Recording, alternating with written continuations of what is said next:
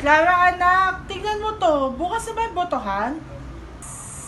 Opo, Nay. Bukas na nga po. Patingin nga po.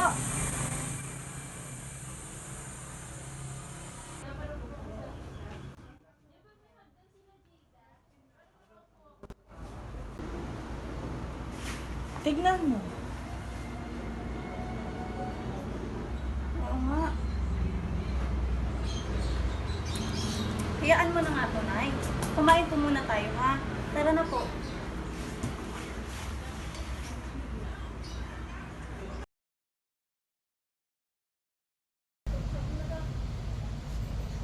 Sino ba boto mo, nak? Wala pa nga po, Nay. Pag-iisipan ko pa po.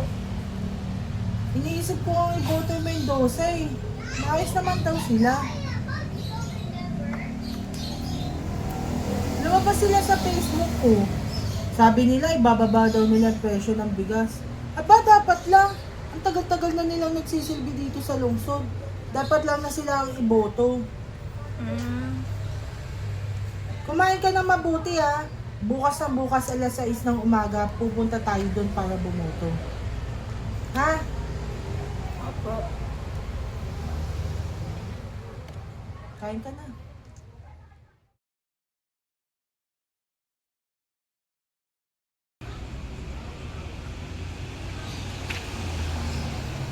Clara!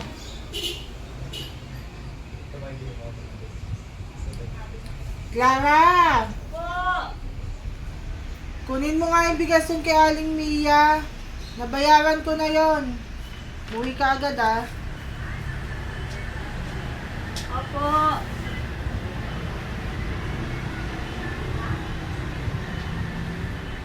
Ay nako, ubos na naman ang pera ko.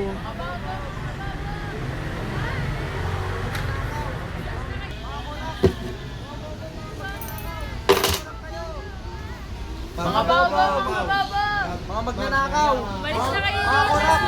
Mga magnanakaw. Mga kurap kayo. Bobo, tanga kurap. Bobo.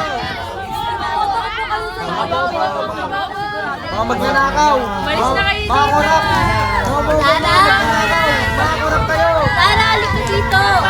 Bobo, tanga kurap. Bobo. Clara, ito na yung bigas ninyo. Bayad na ito ng mama mo, ha? Gusto mo ba tulungan ka ni Francisco magdala? Huwag na po, okay na po ako. O, sige, mag-iingat ka. Salamat po. O, sige. Mga babaw, mga magnanakaw. Malis na kayo Mga dito! kurap. Mga bobo, mga magnanakaw. Mga kurap kayo. Mga babaw.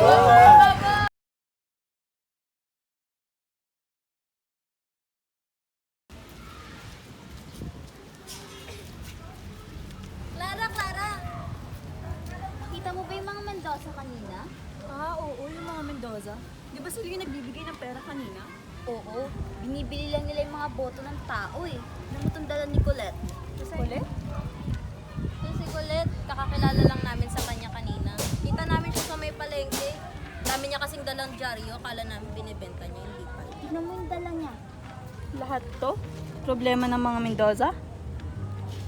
Pati nga ako nabigla. Malay ko ba paano ito nakuha ni Colette?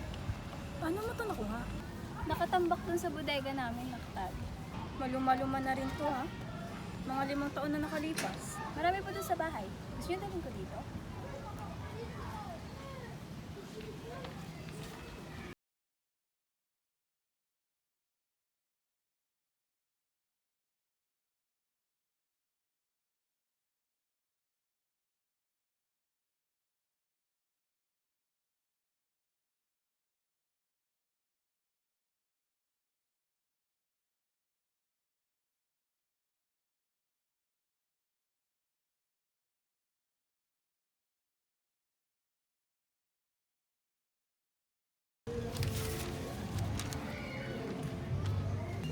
Uy, mauna na pala ako. Baka hinahanap na ako ni na mama.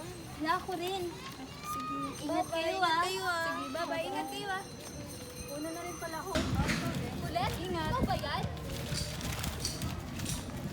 Kanina ka pa namin hinahanap. Bakit hindi mo sinasagot yung mga tawag namin sa cellphone mo? Hindi ko po kasi dala cellphone ko, ma'am. Halika na nga, bago pa may makakita sa atin.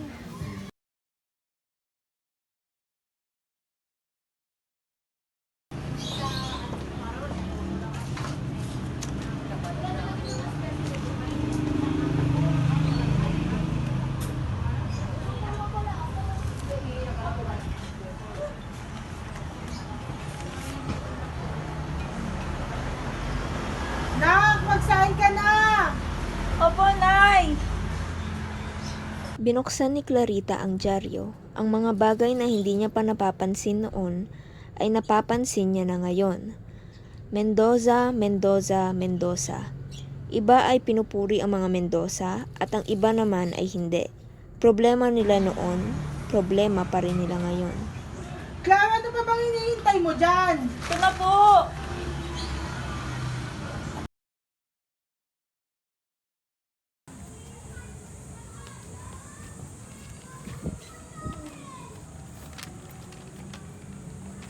Ito, tignan nyo. May sa headline to ng dyaryo kaninang umaga. Problema na pala talaga nila to, no? Dati pa. Ito? Bago? Tumingin si Colette kay Clarita. Iboboto niyo pa rin ba sila? Napatingin rin si Clarita kay Colette, na ngayong kilala niya na bilang tagong anak ni Yasmin at Angelo Mendoza.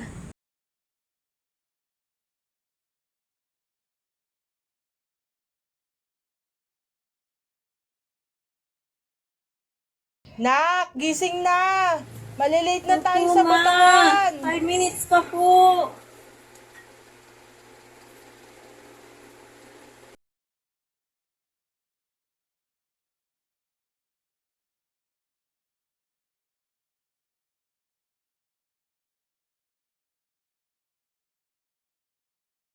Di ko mababago ang gustong iboto ng iba. Pero kung ako ang tatanungin, pagkatapos ng lahat ng nalaman ko, iboboto ko pa rin ba sila?